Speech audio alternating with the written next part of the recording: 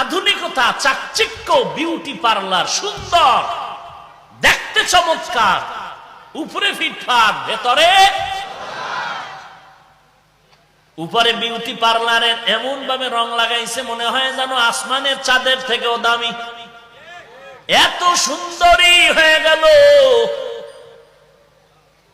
স্বামী এখন চিনতে পারে না এটা আমার বউ নাকি এটা কোনো মূর্তি, চিনতেই পারে। খুব খুশি, কিন্তু বিয়ার পরে যখন বিউটি পার্লারের সাজগোজ দুইয়া ফেলাইলো, তাকায় দেখে মোটামুটি একটা বরকতের ফেতনি। চেহারার ভিতরে বরণ বরণ হয় না?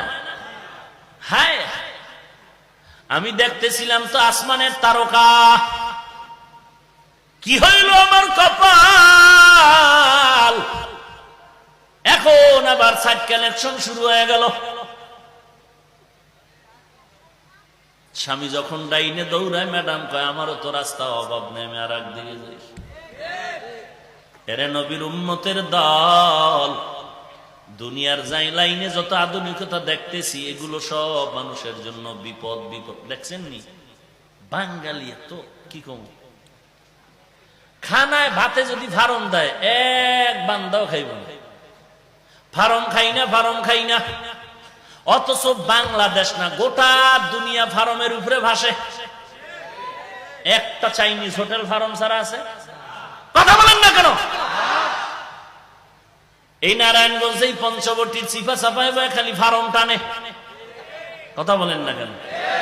সব রোগ আর রোগ, চাইনিজ মারে চাইনিজ। ফার্ম ছাড়া চাইনিজ চলে না। কথা বুঝেন না? এডিরে বিভিন্ন মেশিনের দ্বারা বিভিন্ন প্রক্রিয়া করে করে করে করে বিভিন্ন ভাবে মানুষের সামনে পরিবেশন করে, কি মজা করে সবাই খায়। ভাত খাওয়ার সময় যদি ফার্ম দেয়, মনে মনে দোয়া করে জীবনে তোর বাড়ি আর আসবো না, তোর বাড়ির গুল্লি মারি বিদায় দিলাম, জীবনে আর তোর দাওয়াত নিব না। আর একদিন যদি কয় ভাইজান কথা কবি না, তোর বাড়ি আর দাওয়াত খাবো না, ফার্ম না, তোর বাড়ি আর যাওয়া যাবে। অথচ প্রত্যেকটা চাইনিজ হোটেলে খাইনি ফার্ম। দেখছেন কি রোগ, কি রোগ, এত রোগ বেড়েছে। ফ্রিজের খানা বরকত শেষ, ফ্রিজিং খানা ভিটামিন মুক্ত। হ্যাঁ, রাইস কুকারে ভাত পাকায় ভিটামিন শেষ।